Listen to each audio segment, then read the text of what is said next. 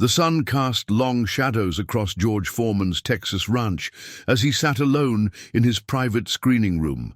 The 75-year-old boxing legend's weathered hands trembled slightly as he inserted the tape for what must have been the 100th time. The familiar grainy footage flickered to life. October 30th, 1974, Kinshasa, Zaire. The fight that changed everything. The rumble in the jungle. For decades, he'd avoided watching it in its entirety, the pain of that defeat too raw, too personal. But something had been haunting him for years, a detail he couldn't quite place. Something about Ali's gloves that night. Foreman leaned forward, eyes narrowed, determined that this viewing would be different. This time he wouldn't turn away. This time he would discover what had eluded him for nearly 50 years. Before I continue, this channel exists because of you. If you're already feeling the emotion of this story, subscribe now. It's quick, easy, and makes all the difference to me. The familiar sound of the bell echoed through the speakers, transporting George back to that humid African night. He watched his younger self, powerful and confident, striding toward Muhammad Ali. 70,000 spectators chanted, "Ali Bomaye! Ali, kill him!" Their voices a thunderous backdrop to what would become boxing's most legendary upset. Foreman's eyes didn't follow the fighter's movements this time. Instead, they remained fixed on Ali's gloves, studying every detail as the first round unfolded. There was something there, something he'd missed all these years, something that might explain what had always felt inexplicable about that night. The early rounds played out as he remembered, himself throwing powerful punches, Ali absorbing them against the ropes. The infamous rope-a-dope strategy that had confused and exhausted him. But now, with the benefit of half a century of boxing knowledge and the ability to pause, rewind and zoom, Foreman noticed something peculiar. Every time Ali raised his hands to protect his face, there was a subtle difference in how the leather of his right glove caught the light compared to the left. It was almost imperceptible, but to someone who had spent their life studying the craft of boxing, it was there. A slight variation in the texture, the way it compressed upon impact. George stood abruptly, his heart racing. He rewound the footage, watching the moment again and again. Could it be? Had Ali's right glove been subtly modified? The thought sent a chill down his spine. He'd respected Ali for decades, considered him not just a rival, but a friend. The possibility that there might have been something irregular about that historic fight threatened to unravel his entire understanding of that pivotal moment in boxing history and his own legacy. With trembling fingers, George reached for his phone. There was only one person still alive who might know the truth. Angelo Dundee's son, Jimmy, who had worked in his father's corner that night. If anyone would know about the condition of Ali's gloves, it would be someone from the Dundee camp. The call would set in motion a journey that would take George back through time, forcing him to confront not just the truth about that night in Zaire, but deeper truths about himself, his rival, and the sport that had defined them both. Jimmy Dundee's voice crackled over the phone, aged but alert. "George Foreman? Well, I'll be damned. Been a long time." The conversation started casually, two men connected by boxing history, exchanging pleasantries, but George couldn't maintain the facade for long. The question that had consumed him burst forth, his voice uncharacteristically uncertain. "Jimmy, I need to know, was there something different about Ali's right glove that night in Kinshasa?" The long silence that followed spoke volumes. When Jimmy finally responded, his words were careful, measured. "What exactly do you think you've seen, George?" Not a denial, George noted, not a confirmation either, just a question that suggested there might indeed be something to find. "The texture," George replied, his coaching experience evident in the precision of his observation. "The way it compressed on impact. The right glove moved differently than the left. I've watched it 100 times now. There's something there, Jimmy. I need to know what it is." Another pause, longer this time. "Meet me in Philadelphia next week," Jimmy finally said. "There's someone you should talk to, one of Dad's old assistants. If anyone knows anything about those gloves, it'd be him." The line went dead before George could respond, leaving him staring at the phone, a mixture of vindication and dread washing over him. 7 days later, George found himself in a dimly lit boxing gym in North Philadelphia, the kind of place where champions were forged through sweat and sacrifice. The rhythmic sound of speed bags and the grunts of fighters sparring created a familiar symphony that normally would have comforted him. Today, it only heightened his anxiety. Jimmy Dundee stood in the corner, deep in conversation with an elderly man George didn't recognize, small, wiry, with hands gnarled by decades in the fight game. "George," Jimmy called out, waving him over, "this is Hector Ramirez. He was my father's glove man for 20 years, including that night in Zaire."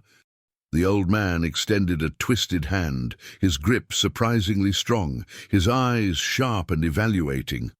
"So the great George Foreman thinks he's found something after all these years," Hector said, no question in his tone.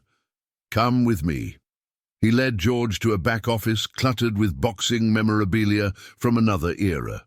From a locked cabinet, Hector withdrew a small notebook, its pages yellowed with age. "Angelo kept records of everything," he explained, flipping through the brittle pages. "Every fighter, every fight, every detail about the equipment."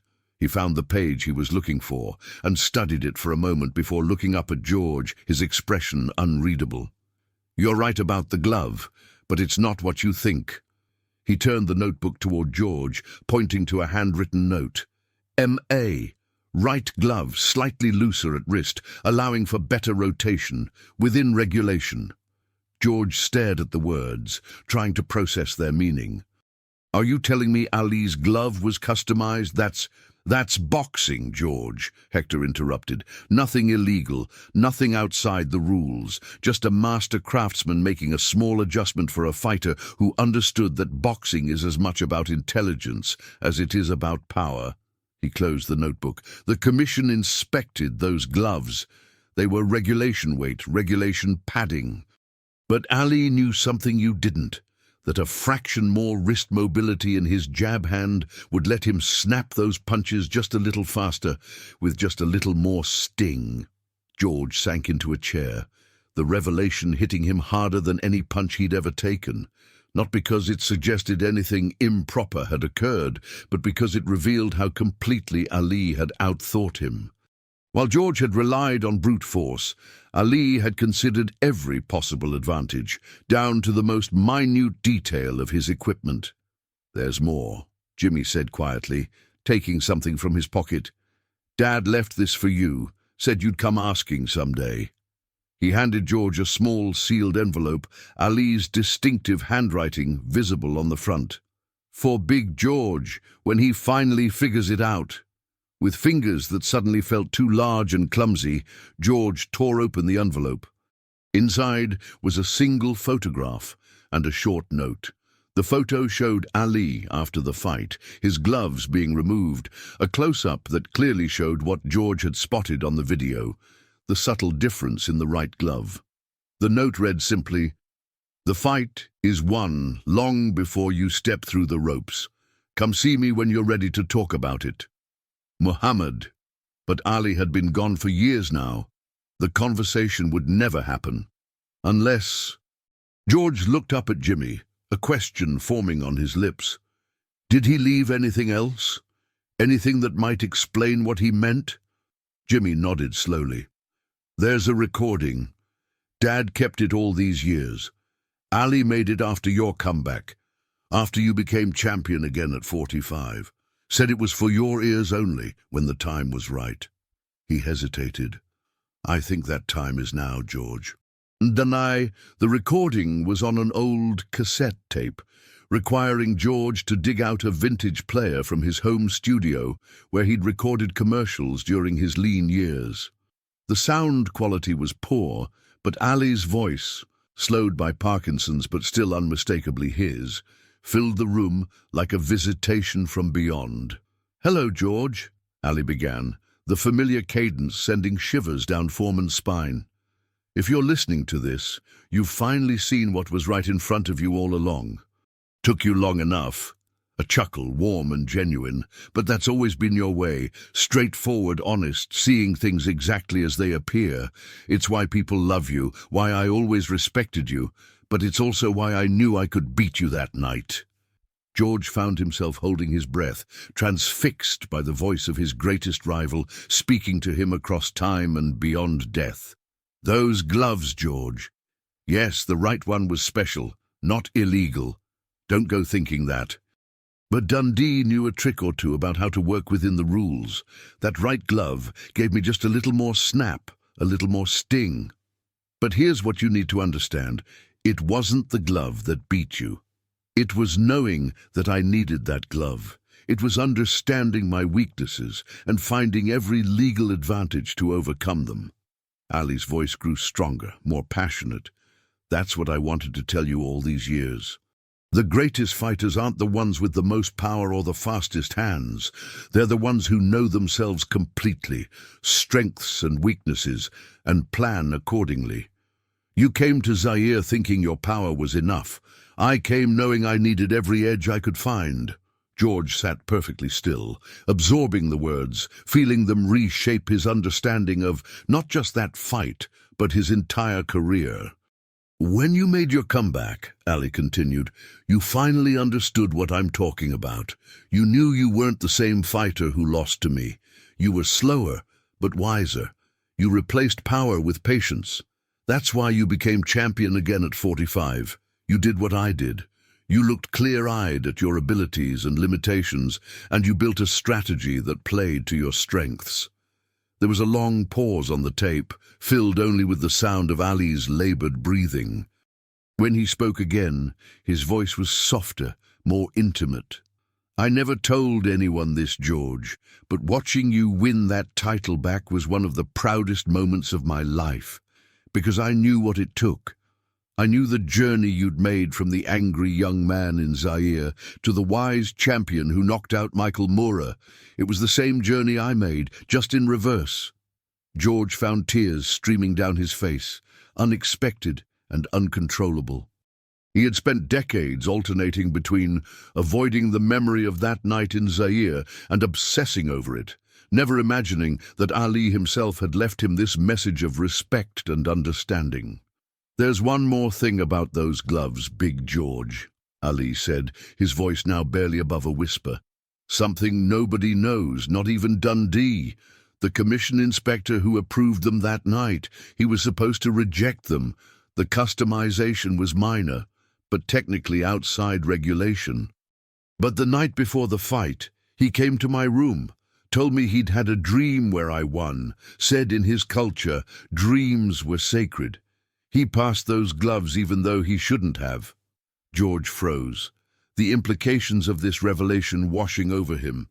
If true, it meant there had been an irregularity, a moment where fate or human intervention had tilted the scales. "Now you have a choice, George," Ali continued as if anticipating Foreman's reaction. "You can go public with this, claim the fight wasn't fair, demand the record books be amended. Some people would support you. Or you can understand that boxing, like life, is never perfectly fair. Advantages and disadvantages are never equally distributed. The question isn't whether the playing field is level. It never is. The question is what you do with the field you're given." The tape fell silent for so long that George thought it had ended. Then Ali's voice returned one last time, stronger now, reminiscent of his prime. "I hope you make the right choice, Big George, because I always saw greatness in you, not just as a fighter, but as a man. And great men understand that some truths are better left in the shadows, while others need to be brought into the light. You'll know which this is."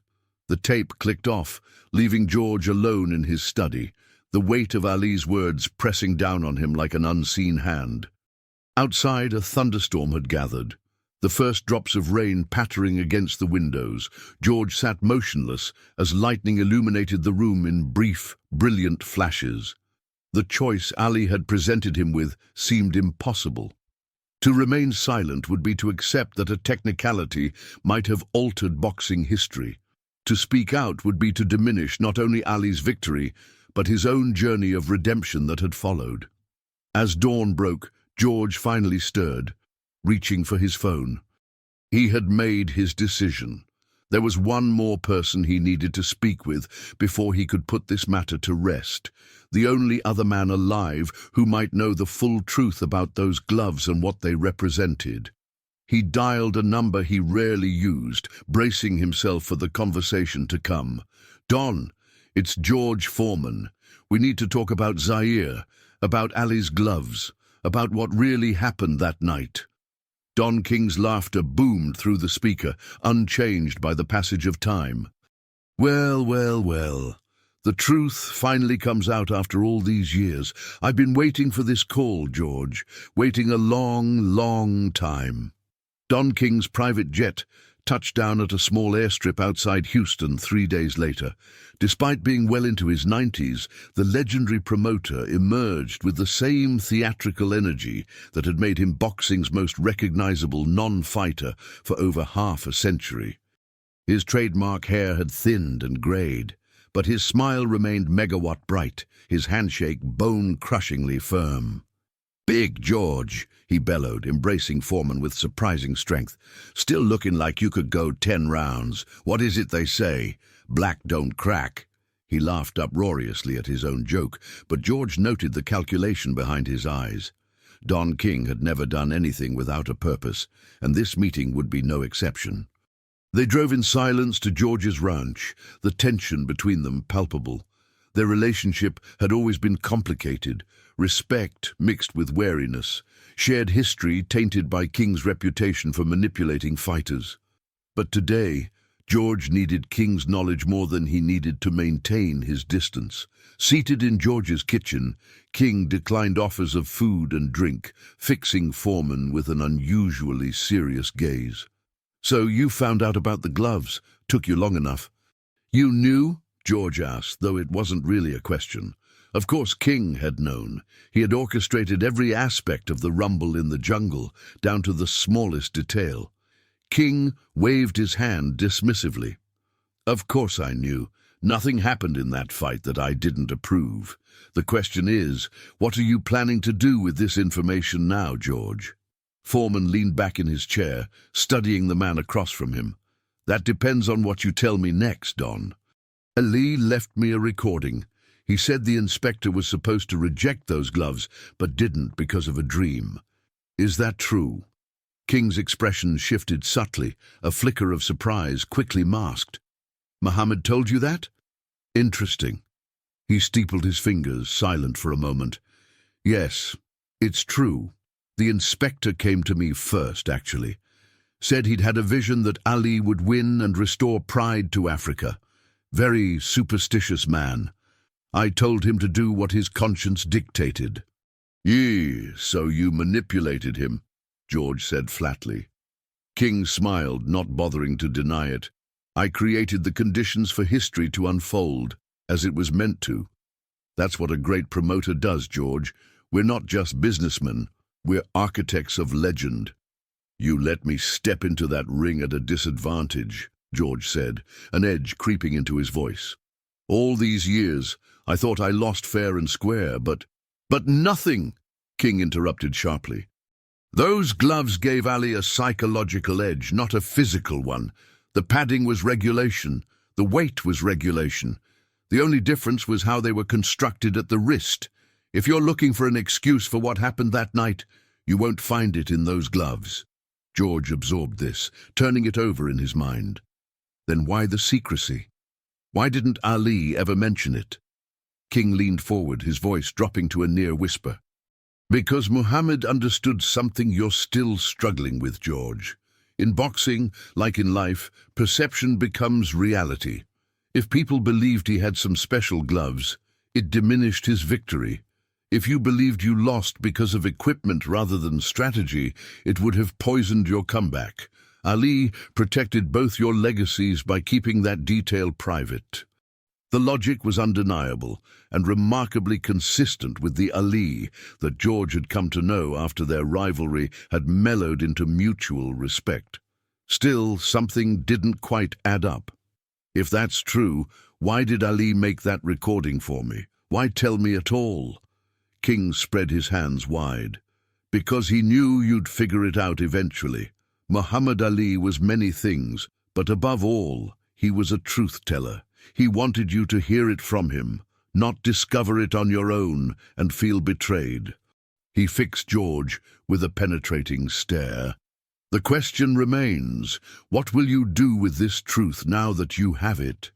George stood, walking to the window that overlooked his property, the land he'd bought with the money from his second career, the one that had come after the devastating loss to Ali had forced him to reinvent himself. The truth was that defeat had made possible everything that followed.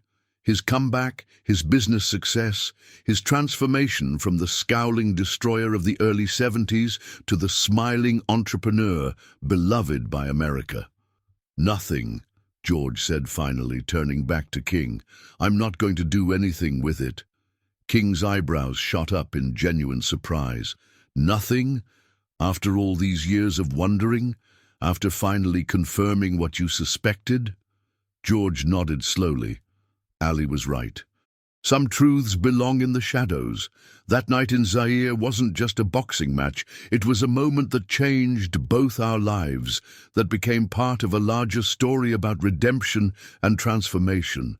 Revealing this detail now would only diminish that story. A slow smile spread across King's face. Now you understand, Big George. Now you truly understand. He stood, moving with the careful deliberation of a man who knows his body's limitations. Muhammad would be proud of you. He always said you were the smartest of all his opponents, that it just took you a while to show it. As King prepared to leave, he paused at the door, turning back to Foreman with an expression that seemed, for once, entirely genuine. There's one more thing you should know, George, something not even Ali knew. He reached into his jacket pocket and withdrew a folded document, yellowed with age. This is the inspector's official report from that night. Read it after I'm gone. With that, he was off, leaving George alone with the document. Unfolding it carefully, George scanned the technical language until he reached the section on glove inspection. There, in faded ink, was a note he never expected to see. Both fighters' gloves modified at wrist for improved rotation, approved as within acceptable variation of regulation. George read the line again, his mind struggling to process its implications. Both fighters, not just Ali's gloves, but his own as well. All these years, he had been searching for an explanation, never imagining that the answer would be so unexpected, so ironic. His own corner had made the same adjustment to his gloves, likely without even telling him, focusing instead on his power and aggression. The realization brought not anger, but a strange sense of peace. The playing field had been level after all. The better fighter, the smarter fighter, had won that night. And in that knowledge, George Foreman finally found something he hadn't known he was looking for: closure. He carefully folded the document and placed it in his desk drawer. Some truths didn't need to be shared with the world. Some were valuable simply because they allowed a man to make peace with his past. George glanced at the clock, nearly midnight. On impulse, he reached for the remote and turned on his screening room equipment one last time. The familiar footage began to play. Zaire, 1974, but this time, as he watched, George Foreman was finally able to see not just what had happened, but why it had needed to happen exactly that way. If you arrived here and felt every word, don't leave without subscribing and commenting where you're watching from. If this truly touched you, give back, comment, subscribe. Come be part of this family with me until the next video.